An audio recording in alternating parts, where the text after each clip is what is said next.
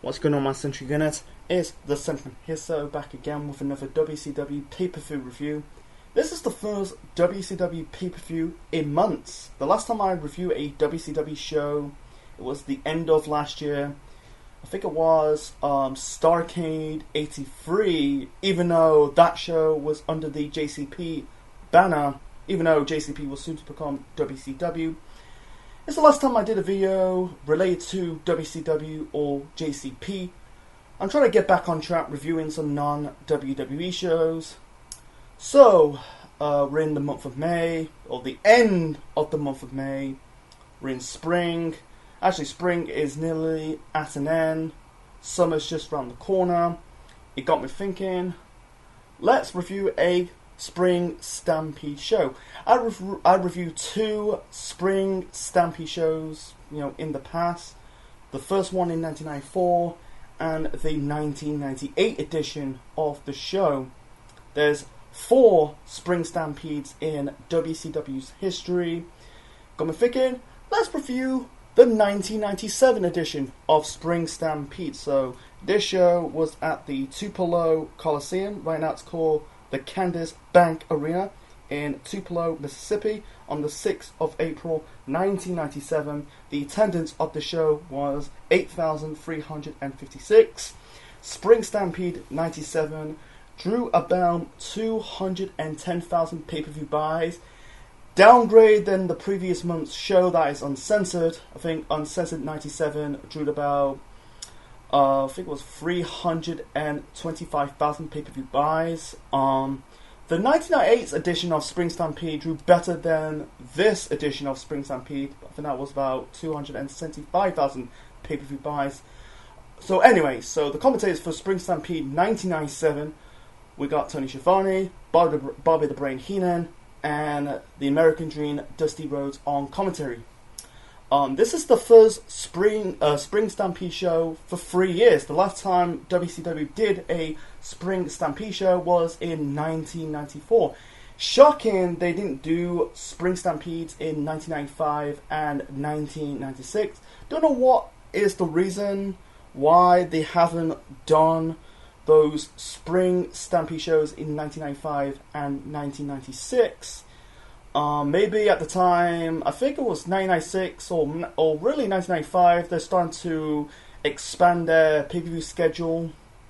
Maybe the buy rate for Spring Stampede 94 didn't do well, despite it was a good show, by the way, Spring Stampede 94, but I think the buy rate was a bit disappointing. I think Spring Stampede 94, I think it drew about 110,000 pay-per-view buys. That could be the reason, but it's just what it is, man. I don't know why is the main reason, it's just what it is. So anyway, so this show is memorable for, like I said, the first Spring Stampede show since 1994. We got a singles match for the WCW World Tag Team Championships. A 4 corners match who will face the WCW World Heavyweight Champion Hulk Hogan. By the way, Hogan is not on the show. We got that Booker T promo. I'll get to that later on when I review the four corners match, and also the start of the 3-match trilogy of this epic rivalry of that year between Diamond Dallas Page and Macho Man Randy Savage. So yeah, it's a lot to talk about of this show. And I also done my research. This show, the Tupelo Coliseum, is the home of the first 2 uncensored shows of 1995 and 1996. I reviewed those shows in the past, and I don't think, should I do a re-review of those shows? We don't know. Anyway, so let's start off the first match. I'll get to that shortly. So, the main poster of this show, we got the 4 horsemen: Ric Flair, Arn Anderson, Chris Benoit, Steve Mongo McMichael. The tagline for the show, I don't talk about taglines when I'm doing a pay-per-view review in wrestling, whether it's WCW or WWE or whatever. Anyway, so the tagline for this show: these men do solemnly swear to kick, fight, punch, stomp, and flatten anybody who gets in their way. They did this video. I watched it. The preparation for this review. They did an advertising promo for this show. Horsemen dressed up like cowboys. Let's match the theme. It's called Spring Stampede. It's kind of good, but this was the beginning of the end of the Horsemen, of the original version of this reformed version of the Four Horsemen, because Arn Anderson, who is no longer wrestling, he's like soon to retire because I think he had problems with his neck or spine. He ended up I think he addressed it on Nitro that he's suffering paralysis, with his hands. It's the same. It's not in the same situation of Edge, in 2011. That's another story for another time. But yeah, he had paralysis around his he had numbing around his hands and fingers. So he appeared on the show, and then you never see Arn Anderson wrestle on a full-time capacity ever again. He did wrestle one time in the year 2000, and that was it. Arn ended up having a happy ending. He ended up getting paid work. He ended up working in WWE as a working around behind the backstage, and then he ended up working and also worked with AEW. He was Cody Rhodes' manager. He ended up taking bumps and give each other bumps. Hitting somebody with the spine busters. So yeah, it's a shame. It's just what it is. So, and also Ric Flair came along. He announced that he's going to compete at Spring Stampede. Not Spring Stampede. Slamboree. My apologies. It'll be his first match since September because he suffered a shoulder injury when he was the United States champion. He was pulling over his fellow Horseman teammates like Benoit and Mongo and Arn Anderson. He wishes Arn Anderson some luck because he's going to get surgery. Jeff Jarrett, I think, he says he's going to team up with Kevin Green. I think he said Kevin Green's got released from the Carolina Panthers. He kind of challenged Hogan to a match at Slamboree. This is sort of I think it was a multi-man match at the following month's pay-per-view at Slamboree. So that's another pay-per-view review for another time. So yeah, I need to talk about that. So anyway, so let's talk about the first match. So the first match to kick off Spring Stampede 1997. We got a cruiserweight match. So Rey Mysterio Jr. taking on the Ultimo Dragon. This was good, man. Dragon's kind of stopping Rey doing his high-flying repertoire. Rey barely done some high-flying repertoires in this match, in my knowledge, every time I think he was trying to do it, Dragon cut him off. Dragon does some big power moves on Rey, he did hit Rey with a Tombstone Power Driver. I think it was a kind of move, I'm trying to describe it, folks. He's on his he placed Rey on his shoulders, spinning him around like it was a helicopter spin, and I thought it was a knee breaker, but instead it was some kind of back breaker. I don't know what it's called. So he hit Rey with a running power bomb, very close to the middle or the bottom turnbuckle of I think it was the bottom left or right hand corner of the ring. So anyway, so he's hitting Rey with these big power moves, even though he's also a cruiserweight himself, Wow, he's got some strength on him, Ultimo Dragon. Anyway, so Rey did hit he did hit Rey with, I think it was a springboard plancha or crossbody off the top rope onto the ground. Anyway, he tried to cut off Rey's on-screen repertoire. I think he hit Rey with a Hurricane off the top rope. Anyway, Rey hit a springboard, not a plancha, but a springboard.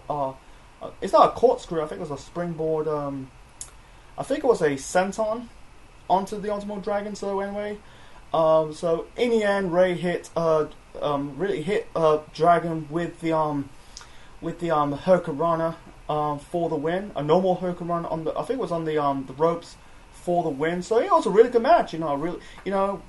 Good thing about WCW, actually I wasn't around back then, I was a kid, but when I watch these shows, they always start these shows having of these openers, the pay-per-views with the cruiserweights, because I feel Rey's the pioneer of these he's a pioneer because he'll because he'll get shot down because of his height. He ended up becoming a world champion in WWE, but back then, he's kind of like a pioneer. And Bischoff, giving guys, those smaller guys, the luchadors and the guys from Japan, these chants to shine. I like these matches to kick off these shows. Showcase what they can do. It's fast paced, boom, boom, bam. Yes, peppering a lot like grand style, mat style chain wrestling in the start of this match. But yeah, it was a good match to kick off on this pay per view. So anyway, moving on to the next match. The next match is the first of four. First of four. The first of four championship matches on this show. Yeah, I'm checking. Yeah, the women's title match, the TV title match, the United States title match, and the World Tag Team title match. Anyway, so the first of four championship matches on this show. This is for the WCW Women's Championship. Akira Hokuto with Sonny Ono in her corner, defending the belt against Medusa.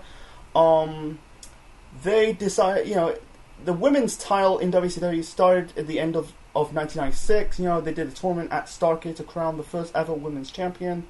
I think the final two in that tournament was Akira Hokuto and Medusa. Akira Hokuto beat Medusa in the finals at Starrcade to become the first ever women's champion in almost say AEW, but in WCW. So anyway, this match was okay. I don't know. I found out it's the shortest match of the night. I think it was about only 5 minutes long. But it didn't outstay its welcome. But very weak in my opinion. There was kind of like a botch. I think it was a botch pin. Like I think it was Hokuto hit Medusa with a suplex pin, and then the referee kind of fuck up the 3 count. But anyway, so yeah, it was kind of like not a bad match. It was an okay match. In the end, you had Luna Vachon attack Medusa, I think. And then you had Akira Hokuto pins Medusa for the win to retain the women's championship. So I forgot to mention this. Luna kind of debuted with the company a few weeks prior, attacked Medusa. Her run in WCW was a bit short, by the way. She ended up going back to the WWF, at the end of 1997 to do this storyline with Goldust. Goldust become the artist formerly known as Goldust. So, but besides that, it was weak. And it's really sad that Medusa never become women's champion. They had the rematch 2 months later at the Great American Bash and lost. And yeah, and then after that, the last ever WCW Women's Champion was Devil Musami. If that's her name. I forgot to. My apologies, I can't pronounce her surname. So she became the second and last ever WCW Women's Champion, and then suddenly the women's title was retired. It's a shame. It's a shame for Medusa, man. Like they brought her in, and promised her we're gonna do this women's division, and never like let her, have like Hokuto become the first champion, have Medusa chasing after the belt, and she's never, still chasing after the belt, but never become women's champion, and that was a shame. And then her only title she won in WCW was the Cruiserweight title in the year 2000. Yeah, if I was Medusa, I just should have got released. I don't think she might probably patch things up with the Federation because she showed up on Nitro, dumping the WWF Women's title in the bin, and but she'll probably end up going to ECW, but I don't know, man. But yeah, they really did dirty with Medusa. Brought her in, promised we're gonna do this women's division, and not giving her the belt. It's just a bit schneidy, man. So. Anyway, so the next match, this is for the TV Championship, the WCW Television Championship. Prince Iaukea, the future artist, taking on Lord Steven Regal. Iaukea won the belt in February. The match was okay. It's not really Regal's best. It was like testosterone, chain gang, really technical style, chain wrestling, chain mat wrestling. it wasn't bad. It was okay, but it didn't really light the fans on fire. Regal doing the technical style stuff. Prince did it on her own. He does like the chops. He did like a crossbody, a springboard crossbody. He did like a moonsault, trying to do the moonsault onto Regal, but Regal kind of walked away. He did what Samoa Joe do. If you watch a Samoa Joe match, whether it's in TNA or WWE or probably in AEW and ROH, any wrestler trying to do a high flyer spot, Joe ended up walking away. That's kind of funny. Anyway, so in the end, Regal was going for a pin, but counted into his own pin for the win and retained the television championship. And then afterwards, Regal attacked Prince Lykia and lock Lykia with the Regal stretch, and that was it. And by the way, Prince Lykia ended up dropping the television title to the Ultimo Dragon. I think he beat the Ultimo Dragon in February, and then months later in April, Ultimo Dragon beats Lykia to regain the television title. The Nitro after Spring Stampede, and then the following month at Slamboree, Regal end up being Ultimo Dragon for the same championship. So I think that was Regal's last championship in his first run in WCW, and I think it was his last pay-per-view match. Because in February, or I think it was late 97, early 98, he ended up getting fired because he was in the match against Goldberg. He was passionately aggressive. He was I think he was not making Goldberg look strong, and then he got fired. He came back, in 98, 2000. It was forgettable before, it was in the 90s, until he came back to the WWE for the second, or the WWF at the time. He bounced back and forth between WCW and the WWF in 1998 and 1999 until staying with the Federation permanently for the next 22 years. He's still with the company to this day, William Regal, even though he had a cup of coffee run in AEW.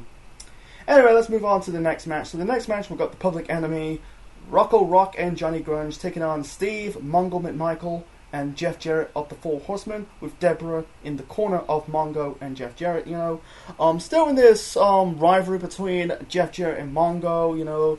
They're not on the same page. So yeah. It's a shame the rivalry never had a blow off, because Jeff Jarrett ended up going back to the WWF in late 1997. And it's funny, Deborah ended up reuniting with Jeff Jarrett 1 year later. I think it was 1 year later. I think it was 1998 or 1999.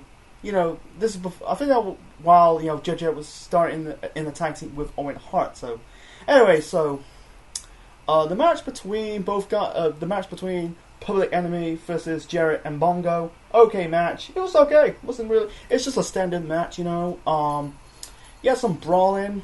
I forgot to mention about the WCW pay-per-view set for this show. It was good. I like it was like a western. Yeah, the cattle, the barn. It's really good. It's a shame they never.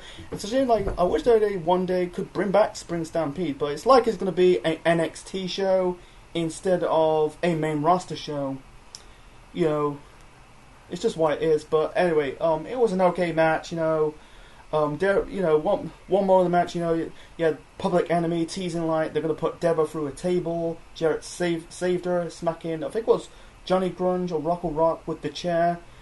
I think it was Rocco Rock actually. So Grunge was trying to go for the moonsault onto Jarrett onto the table, but he got away. He at the table by himself. So anyway, I think in the end, Jarrett locking the figure 4 leg lock onto. Figure was on Johnny Grunge. Rocco Rock, jumped. He did an axe handle. He grabbed the briefcase, Mongo's briefcase, hit Jarrett with it. Well, the referee noticing, and Public Enemy won this match. So yeah, this is didn't really serve any purpose. It's just still a continuation of this rivalry between Jeff Jarrett and Steve Mongo McMichael. But Public Enemy in WCW. It's funny. I think they were an established tag team in ECW. I think they were multiple time ECW tag team champions. and you thought like going to WCW, you know, they're kind of like the small. They're basically going to they are basically like a big fish in a small pond in ECW, and then they go to WCW. They're kind of like a small fish in a big pond, like in reverse gear. And they end up going to the WWF and same results, you know, never thrive, you know.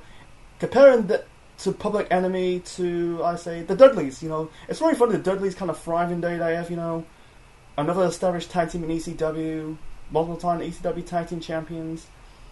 And then, you know, and becoming legends in wrestling. Compared to the Public Enemy, you know, it's just sad that, you know, they're no longer with us. It's just a damn sad reality. So it's just what it is, man. Yeah, the tag team match was okay. Wasn't terrible. Wasn't great. It was just kind of there. So the next match, this is for the WCW United States Championship. Dean Malenko defending the belt against Chris Benoit, represent the Four Horsemen, with woman, aka Nancy Sullivan at the time, and then soon to become Nancy Benoit, in the corner of Chris Benoit. Yeah, Dean Malenko beat Eddie Guerrero for the United States Championship at Uncensored the previous month. So, you know, Dean is feuding with still in this continued rivalry with Eddie Guerrero. They end up fighting for the Cruiserweight Championship at the end of the year at Starrcade. Benoit is still in this rivalry with Kevin Sullivan. This is a real life rivalry between Sullivan and Benoit. You know, because you know Sullivan's a bit of a dumbass. You know, he kind of booked his own divorce because woman, I'm going to call him Nancy, by the way. This is going to get confusing, by the way. Nancy and Kevin Sullivan are, you know, husband and wife, and then Sullivan kind of divorced or booked his own divorce with Nancy, tell Nancy to hang around with Chris Benoit. You know, unfortunately, this has turned into a real life affair. This is a decade before the whole situation between Matt Hardy, Edge, and Lita. Go and find it. Go and look it up. So anyway, I think Sullivan kind of shot himself in the foot for that, you know. I don't want to get into that, so... Anyway, the match between Malenko... It's funny, like, you know, Benoit... You know, not Benoit. I keep saying Benoit. Benoit and Dean Malenko, they had history because they end up in ECW, in WCW. They end up going to the WWF, you know, in the year 2000. Future members of... I think they were part of the Revolution. Yeah, they're part of the Revolution. The Revolution in 1999... You know, actually, the following year they end up being part of the Horsemen, the second final or the third final version of the Horsemen. Then they end up part of the Revolution in '99, and then in the year 2000 they're part of the Radicals when they start in the when they debut in the WWF. You know, they got history. You know, between Chris Benoit and Dean Malenko. Anyway, the match was good. I really enjoyed it. Benoit, it was technical style, match style. You know, I kind of like it. It got a little bit boring. It's just what it is, man. You know, not everything's cup of tea, man. It's not really everybody's cup of tea. I'm trying to say, but it was 17 minutes. You know, it was a really good match. You know, I think one more of the match. You know, like I think Malenko was going to hit Benoit with a suplex, but Benoit counter suplex Malenko. That was good. Yeah, it was technical style, chain style wrestling. You know, I kind of like it. You know, and then all of a sudden we got the clusterfuck ending. You know, sorry, God, I'm burping. By the way, I just had curry, man. Anyway, you got Jacqueline, who's part of the Dungeon of Doom. Why are they still continuing this Dungeon of Doom faction in 1997? Don't want to get into it, but anyway, so Jacqueline came down, attacked woman. Then you got Jimmy Hart, you know, coming down, snatched the United States title belt. And then you got Eddie Guerrero wearing a sling, trying to stop Jimmy Hart, you know. Arn Anderson came down, attacked Malenko, and threw him back in the ring after he hit Benoit. He kind of hit Benoit with a suplex off the ring apron onto the floor, even though he got ring apron around the ring. Anyway, and then you got Kevin Sullivan, you know, came down, hit Dex Benoit in the back of the head with the candlestick. I thought it was a snooker cube. I thought it was a pool cube or a snooker cube, but no, it's a candlestick in the back of the head. And the match ended on Wikipedia it says this is a non-contest, but Yeah, yeah, it's a no. I think it's more of a DQ than a no contest thing, but I don't want to get into it. But anyway, afterwards, you've got like Jacqueline and Jimmy Hart, and Sullivan kind of grabbing Eddie Guerrero. He placed the United States belt onto Eddie's shoulder. Eddie's like had none of it, he's not really part of the Dungeon of Doom. Why they still, like I said, why they still continue doing this faction in 1997? They should have ended that rivalry. They should have really ended it anyway, because it's on its last legs. By the way, it's just it's a crap faction, Anyway, so yeah, this match between Benoit and Malenko, they had mutual respect, and knowing that 1 year later, Malenko end up be part of the Four Horsemen. So, but besides that, despite all that finish, it was a really good match. I think it's the second best match of the night. We'll get to the main event later on. So let's move on to the next match. So the next match, we got the singles match for the WCW Tag Team Championships. Kevin Nash with 6N, Trillionaire Ted, they represent the NWO, black and white by the way, defending the tag team title belts against Rick Steiner. Why they're doing this singles match for the Tag Team Championship. So this is still the continuation of this rivalry between the Outsiders and the Steiners. It started at Sold Out at the start of the year when the Steiners beat the Outsiders for the belts. But unfortunately, they got stripped from the titles and gave back to the Outsiders, so their title win was null and void. Anyway, so let's talk about the NWO, by the way.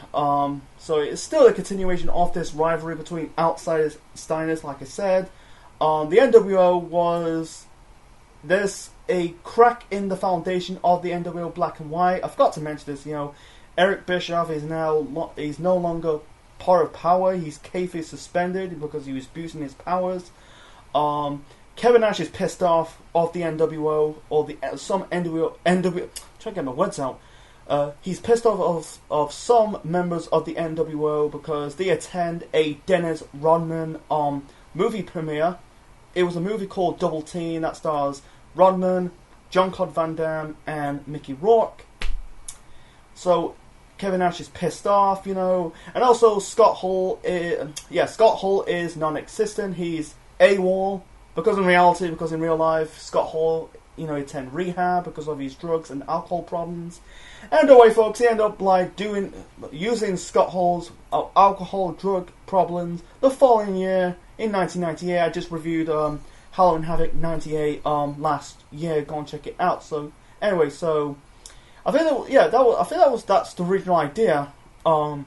Outsiders versus Steiners for the belts on this show. But like I said, Scott Hall was gone.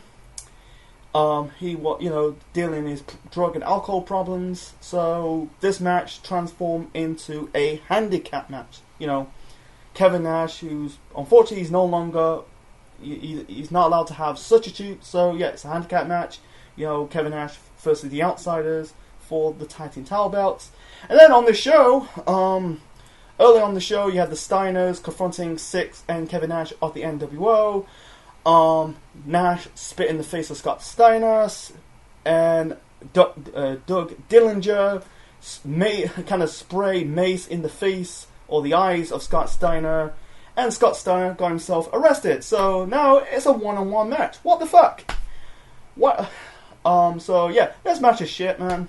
It's one-sided. Six got involved. Six is Sean Waltman, the former 1-2-3 Kid in the WWF, and the future X-Pac when he came back to the WWF 1 year later in 1998 to be part of DJ Region X. So anyway, it was shit, man. Rick, and also they attacked Rick Steiner weeks prior. Injured his ear in the process in kayfabe. Rick had some offense of his own. I think he hit some kind of, is that spine buster? I think he hit a spine buster or some kind of slam onto Kevin Nash, and then he hit Nash with the bulldog off the top rope. But besides that, it was one-sided, man. You had Nick Patrick. He just looked like Kenny Rogers. He's taped up his hand. He got like 3 black lines around his hand. It looked like a Mickey Mouse glove. Anyway, so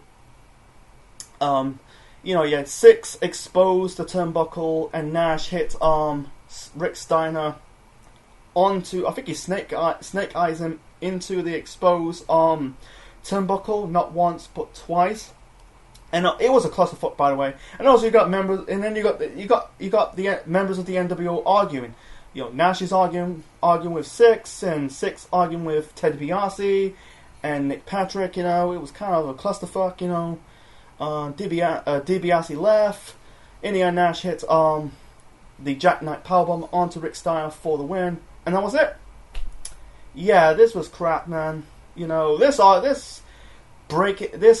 NWO members was not on the same page. I don't know. I'll get to more of that later on. But besides that, man, yeah, why they did this match, you know, doing a singles match for a tag team title belt, it's just like, come on, man. It's just like, what the hell? But you know, it's just make Rick Steiner like a chump. You know, I'm not saying Rick will win this belt for himself on this show. I'd rather have a fair one-on-one, you know, like fighting against the odds against members of the NWO. But unfortunately, he's just like a chump, you know. Yeah, don't worry, folks. You know, the Steiners went on to win the belts in October. So let's move on to the next match. So the next match, we got a four corners match. Who will face Hulk Hogan for the WCW World Heavyweight Championship? Lex Luger, the whole package. The Giant taking on Booker T and Stevie Ray of Harlem Heat. Wow, why did they put Harlem Heat in this match? You know, I'll get to more of that shortly. So, you know, I understand why they did this, because Giant was part of the NWO but got kicked out of the group at the start of the year. Luger, you know, understand why, because he had history with Hulk Hogan. I get it, you know. Harlem Heat, why they did this, you know, why they were part of it, you know, because they're just a bona fide solidified tag team, you know. Booker T is years away becoming this main event player, but they end up briefly break up the group 1 year later, you know, when Booker end up becoming TV champion, end up feuding with Benoit with the TV title, you know, with that 7-match series, you know, and Stevie Ray end up being part of the NWO. But yeah, why they had no business to be in this match, you know. I understand, maybe it's too predictable, and maybe you think people don't want to see Luger versus Giant on a WCW pay-per-view who will face Hogan for the title, but that makes sense. I don't get it. Anyway, let's talk about the promo, by the way. So, that Booker T promo, I'm not going to say it in this video, I'll get it done, but anyway, so Booker T say the N-word, say, Hulk Hogan, I'm coming for you, N-word. I watched the show on the network, you know, by the way. They kind of changed it to like, Hulk Hogan, I'm coming for you, sucker. And Booker T's face, you know, he is just like, he kind of fucked up, you know. It's one of the biggest botches in wrestling history. But it was a good promo, you know, like, you know, Sister Sherry, you know, aka Sensational Sherry says, you know, Harlem Heat are going to define and conquer, you know. You know, they won the tag team, they want to win the world title belts, you know, because they're being overlooked, you know. But anyway, so when Booker T said that, it wasn't a bad promo. It was a good promo, but I think Booker T says in later years says that was the biggest mistake in his career. Maybe, yeah, I think he probably got trouble backstage, you know, but it was good, you know. Yeah, he kind of effed up, man. You know, instead of saying the word sucker, he just blew out the N-word towards Hulk Hogan. But it's just what it is. So anyway, the match between Luger, Giant, and Harlem Heat. By the way, Harlem Heat were not wearing same attires, you know. I think Stevie Ray, trying to get my words out, Stevie Ray was wearing the white shirt, he was wearing the white attire, or the silver, singlet, you know, it was basically the white vest and the white tights, all silver, and Booker T's wearing gold. I'm gonna say about Booker T, man, wow, he is fucking jacked back then. He is fucking jacked. They're just jacked motherfuckers, man. That's the reason why they're going to push him. You know, because of his physique. He has a good physique, Booker T, back then, you know. I think in later years, he kind of slimmed down when he was in WWE, but back in WCW, he was a bit, in his run in Harlem Heat, he was super jacked, man. Anyway, the match was okay. Why the fuck I call it a Four Corners match, you know, I thought, yeah, back then maybe 4-ways was a new concept in wrestling. Compare right now in this wrestling landscape, triple threats and fatal 4-ways or 3-ways or 4-ways, whatever you call it. That kind of like the norm. Anyway, yeah, that they briefly, you had Holland Heat briefly, argue each other. They didn't really do anything. They're kind of egging it on. They're not really wrestling, and Giant did a good promo, before this match, this is Hulk Hogan's fault, it's his plan to define, brothers against brothers and friend against friends, but besides that, it was an okay match, I'm trying to keep it short and simple, Booker T did that, he does that, I kind of get a chuckle every time he does that, he stopped doing that when he was in WWE, man, but, but I know you're trying to get the fans' reaction of it, but anyway, you could tell he was kind of healing this, he kind of like jaw-jackling towards the fans, I forgot to mention in the Prince Iaukea Regal match, the fans chant Regal sucks, the heckling Regal, in this match, in the Four Corners match, Booker T is yelling towards the fans, are they heels? I think they're still heels, well, I don't know, but anyway, trying to keep it short and simple, folks. So, okay, tag team match. In the end, the Giant was teasing like he's going for the choke slam, but instead he tagged in Luger. Luger hit the he locked in the torture rack onto, I think it was on Booker T. I think, Booker T or Stevie Ray. I think it was Booker T to win this match. But yeah, there's the problems about this Four Corners match. They're not. It's every man for himself. Why? It's an okay tag team match, but this is supposed to be a no one contendership for your most prestigious championship in your company. And then you're just doing a tag team match, and no one's like, basically, it's supposed to be every man for himself. I don't get it, man, but it's just what it is. Like I said, Holland Heat has no business to be in this position. I get it, they're trying to fresh things up, people, like I said, maybe they don't want to see the Giant versus Luger, but they should accomplish this match just doing Giant versus Luger, babyface versus babyface, do this match, and then, they kind of like shake hands afterwards, but it's just what it is, man. For Luger, by the way, Hogan is not on the show, by the way, because I think Hogan is, Hogan's contract in WCW, he only wrestled like 3-4 pay-per-views a year. It's just what it is, Flair, who is just, he just like cut this promo. Sting, who's not wrestling, he does appear in WCW programming. He's no way near.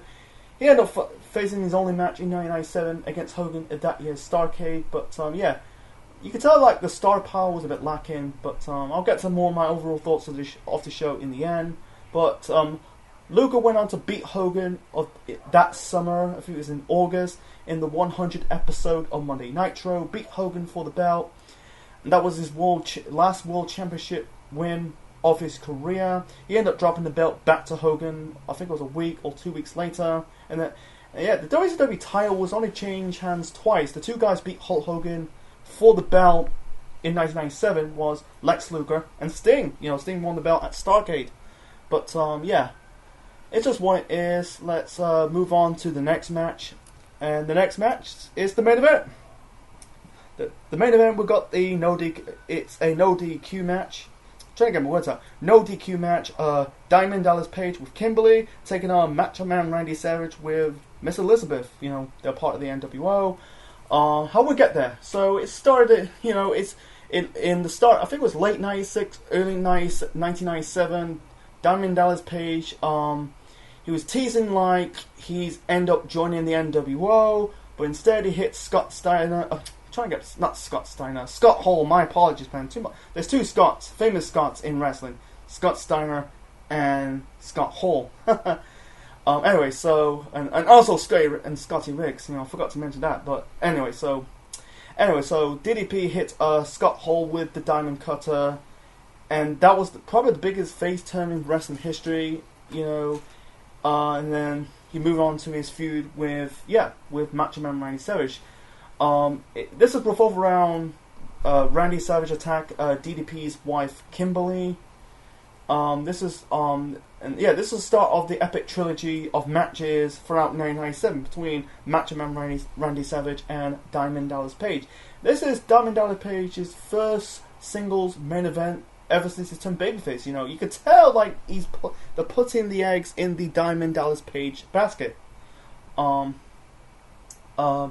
It's funny, like it's still up. This video I posted last year. You know, because I was at for Love for Wrestling 2023, DDP said, you know, the two persons that kind of pitched the whole idea to Bischoff of DDP getting pushed was Scott Hall and Kevin Nash. You know, everyone knows the story. Kevin Nash and DDP are best friends. Yeah, and Scott Hall's also DDP's best friend because he, you know, because of the hit, not just in WCW, but in later life. You know, when DDP starting out DDP Yoga.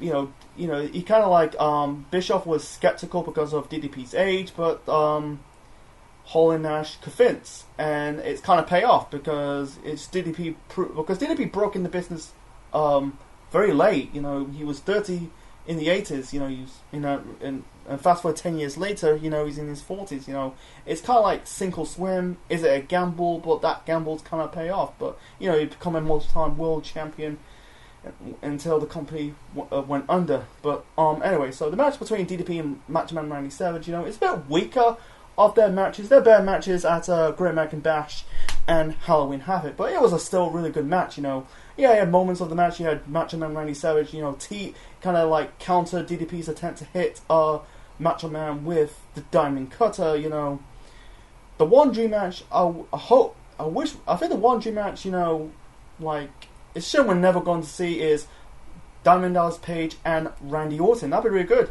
The Diamond Cutter versus the RKO. That'd be really good. You know, that the Diamond Cutter kind of inspired Randy Orton's finisher, the RKO.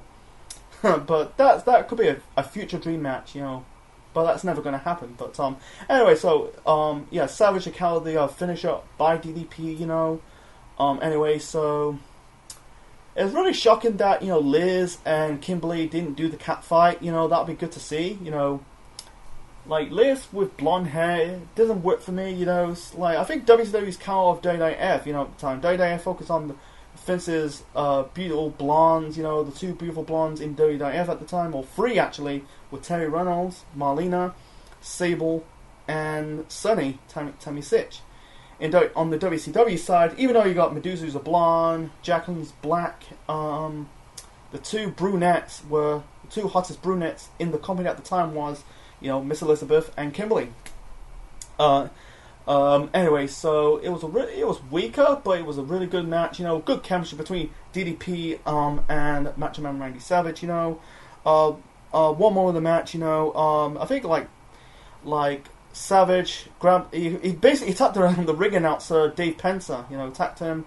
You know, push him off his chair. Yo, deck him, man. He kind of grabbed the ring bell. He's about to hit DDP. I think he's trying to hit his finisher, the elbow, while holding the belt towards DDP. But Kimberly snatched the belt right out the hands of Macho Man Randy Savage. But Savage trying to hit the finisher onto DDP, but DDP got his foot up. In the end, he hit the. There was a referee bump, by the way. You know, you had Savage not just attack Dave Pencer. He ended up attacking the referee. You know, trying to. He kind of whipped the referee. I think he ripped the referee with his own belt. Whipped DDP with the belt. You know, it was a normal black belt. Anyway, so Nick Patrick. You know. Anyway, so in the end, you know, DDP hit Savage with the Diamond Cutter for the win. So, you know, instead of like Nick Patrick, you know, at this time he's the crooked referee. You know, in the match between Rick Steiner and Kevin Nash, he was acting all crooked. But this, he's just done a free count. You know, by the way, he ended up like we're months away of him fucking up the free count in the World Title match between Hulk Hogan and Sting in December. But anyway, he did the free count towards DDP. And that was it. And then you got members of the NWO coming. You know, thought they're gonna attack DDP and Kimberly. You know, you had Bischoff, you had Six, you had Vincent, you had Scott Norton, both Bagwell. You know, but unfortunately, none of that. You know, yeah, you had Savage about to attack trying to attack Kimberly, grab Kimberly by the hair. Bischoff tells Savage not to do that. They argue, and that was it. That was it. You know, yeah, the referee, you got the commentary, you know, breaking down trying to recap the show, and that was it. This arguing with the NWO, yeah, it was a crack in the foundations of the NWO, but that went nowhere. You know, they end up arguing, and the fracture will continue 1 year later. But that really served a purpose because that was leading up to the formation of the Wolfpack. Back in 1997, it was just I think it was teasing like this is going to be the beginning of the end of the NWO, but unfortunately that's not the case. You end up like patch things up, you know, but let bygones be bygones, and that was it. So, but yeah, I was not. It's like really, I don't want to get into it. So yeah, and the legends going into this, you know, like Randy, you know, when Randy Savage, explained to DDP behind the scenes. You know, he said, "I'm going to take that DDP." You could tell, like, DDP. You could tell, like, they see into DDP Savage, because Savage is like this rivalry between DDP and Savage really put DDP on the map because Savage is a big name. DDP's like the rising star. You know, I think that win really not just those matches, but this rivalry kind of legitimately elevate DDP's stock and become a future main eventer. You know, yeah, he said behind the scenes, the legends going into this, you know, he said he wants to take the Diamond Cutter, and he did it. You know, you could tell like maybe DDP, let's take DDP seriously, and they did. You know, I think DDP won 3 out of 3. You know, he beat Savage clean. You know, I don't think Savage, maybe like in those 3 matches, I don't think Savage won those matches if this of the rivalry. Maybe they did, I can't remember, but yeah, it's really DDP's like I said, like first rivalry as a top star, or soon to be a promising top star. You know, you can tell like later on because Goldberg is coming over the horizon. You know, you can tell like '98 was kind of like still like developing like the next upcoming stars like DDP and Goldberg. You know, but yeah, I think I think like he doesn't really need to, but I think he did a good job. You know, make DDP look good because like you got to be an idiot to build stars. You know, the Bills not just build DDP. They end up building Goldberg, but unfortunately it was some glimpses. But unfortunately they never do that because the one nitpick about WCW in later years in 1999, it just focus on not relying on building new talent, just focus on guys are way past his best. The guys like the Hogans and the Flairs and Sting, who's still relevant, but not focus on younger stars. They're going to be there for the very long time. But it's just what it is. So anyway, I'm rambling by the way. So yeah, it was a good match too. My overall rating of Spring Stampede 1997, I'm going to give it a 6 out of 10. This was an okay show. Over the 3 Spring Stampede show I watch for this purpose of doing these reviews, this is the weaker Spring Stampede show in WCW's history. I'm not saying it's a terrible show, but it's weaker out of the 1994 show and the 1998 show. But it was an enjoyable show, don't get me wrong. The 3 matches stands out for me was the opener, Ray vs. Dragon, Malenko vs. Benoit for the United States title, despite of that bullshit ending, but that was still a banger. And the main event between Macho Man Randy Savage versus Diamond Dallas Page. The only match in the bag for me was Kevin Nash versus Rick Steiner for the WCW Tag Team Championships. I get hands were tied because of Scott Hall's personal problems outside of wrestling. And they do that bullshit when Scott Steiner got arrested. That was just like, why? The other matches on the show were okay. The women's title match was okay. The TV title match was okay. Public Enemy versus Jarrett and Mongo was okay as well. And also the Four Corners match. They're just okay. They're just kind of there. So yeah, I advise.